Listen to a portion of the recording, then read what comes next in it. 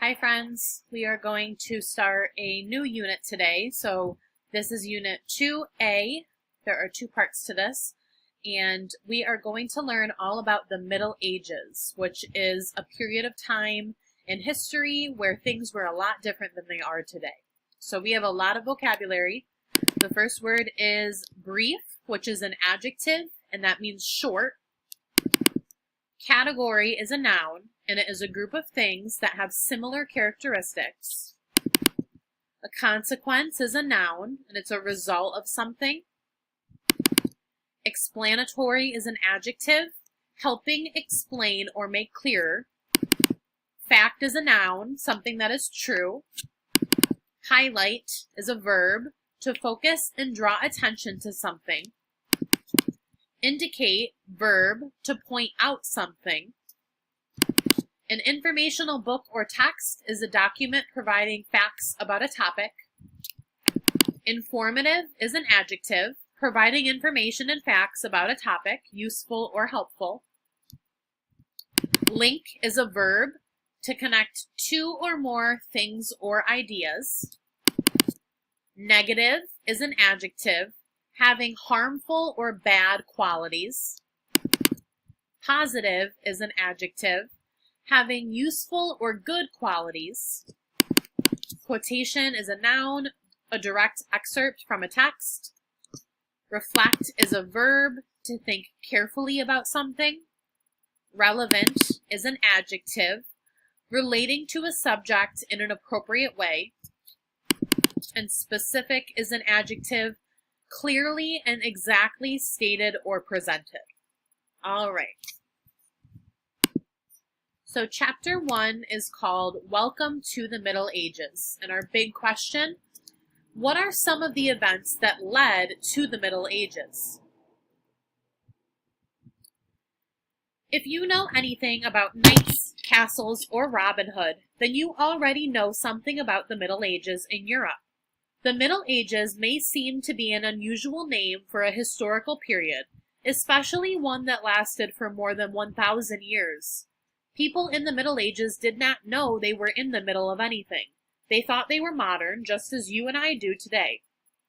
In fact, the Middle Ages was not a phrase used by the people who lived during that period. It is a term modern historians use today to refer to that time period between ancient and modern times. We begin our journey into medieval Europe, another name for the Middle Ages, by examining some key events that happened long before this age began. The first major event that helped to transform Western Europe occurred when the mighty Roman Empire, having grown too big for one empire to rule, broke apart into the eastern and western parts of the empire. This division had a major impact on Western Europe. With the Roman Empire split into two parts, different tribes took the opportunity to seize some of its lands. Interestingly, some of these people were given the name barbarian from the Latin word barbarus, meaning foreigner or not Roman. The Romans may have considered these people to be uncivilized because they did not speak Latin, the language of the Roman Empire. We've got a map here showing the two different parts of the Roman Empire and the directions that different groups came in to the Roman Empire. Some of the most successful barbarian invaders were Germanic tribes such as the Franks, the Visigoths, and the Vandals. These tribes lived on the edges of the empire. As the Romans became unable to defend their borders, these tribes pushed farther to the west. The Vandals looted towns and villages so badly that today we use the word vandalism to describe the destruction of property. The most infamous so-called barbarians were the Huns from Central Asia.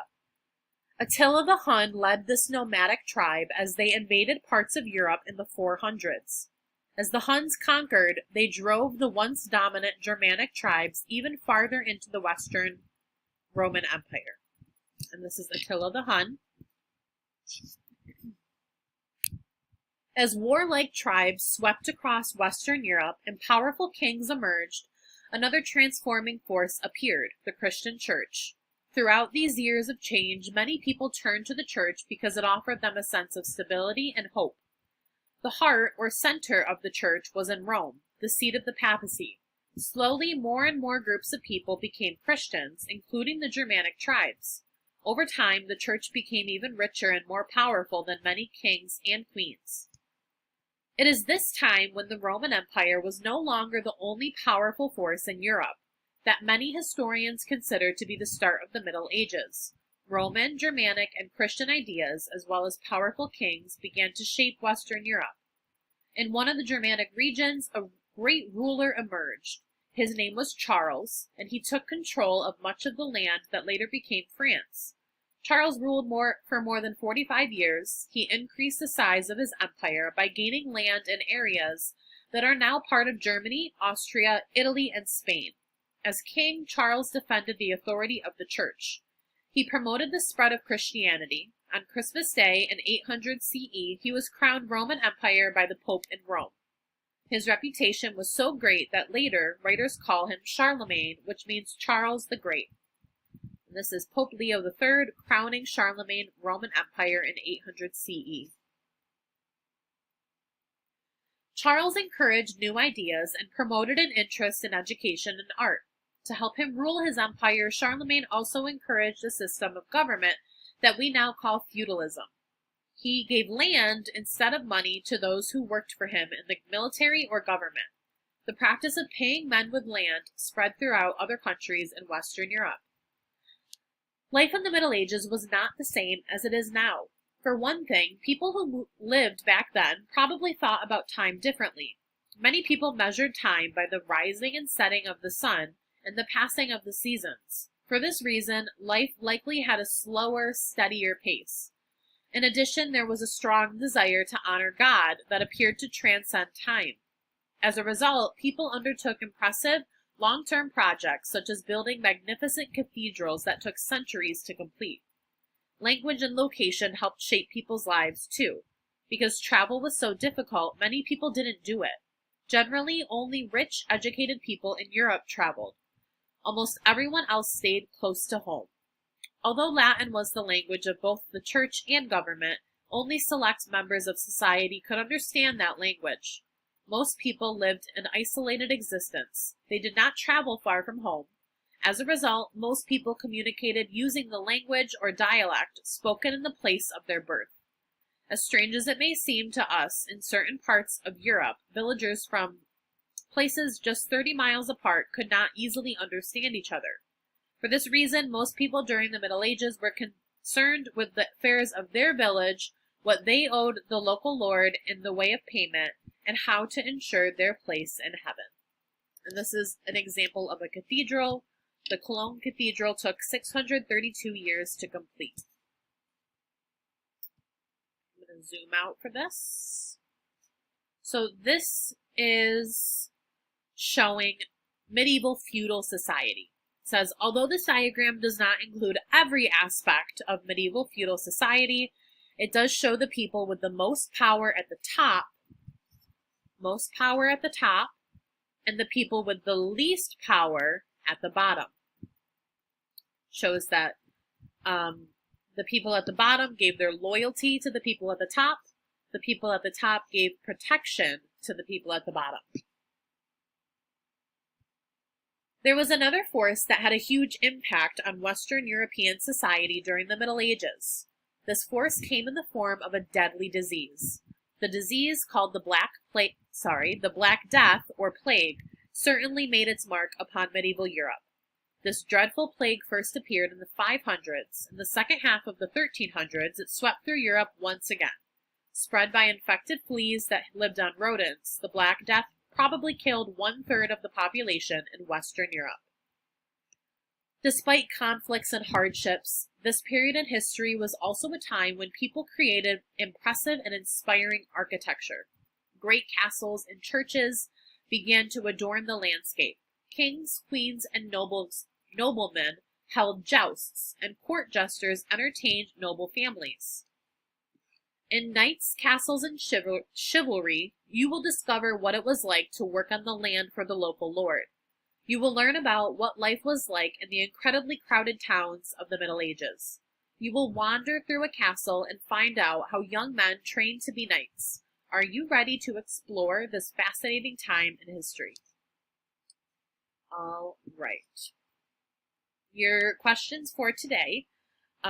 Remember to go back into the text to find the answers. Use those bolded words to help you. They will show you where to look in the text, and you can always rewind this video and listen back to the reading. Number 1, what does medieval mean? Number 2, what was the first major event that helped transform Western Europe leading to the Middle Ages? Number 3, the Germanic tribes invaded the Roman Empire to push the Huns further west. Is that true or false? Number 4, what is the papacy? Number 5, which was not a reason Charlemagne was called Charles the Great? So which is not a reason that this ruler was such a great ruler? Which statement is not true about life in the Middle Ages? What does the image on page 7 represent? Go back to page 7. What is the Black Death? Which was a positive effect of the Middle Ages? Number 10 is true or false. The church did not play a big part in the Middle Ages. Number 11, how was the feudal system useful for kings and lords? And number 12 is true or false. Our lives are very different from people's lives in the Middle Ages. I hope you have a great rest of your day, and I will see you next time. Goodbye, Adams.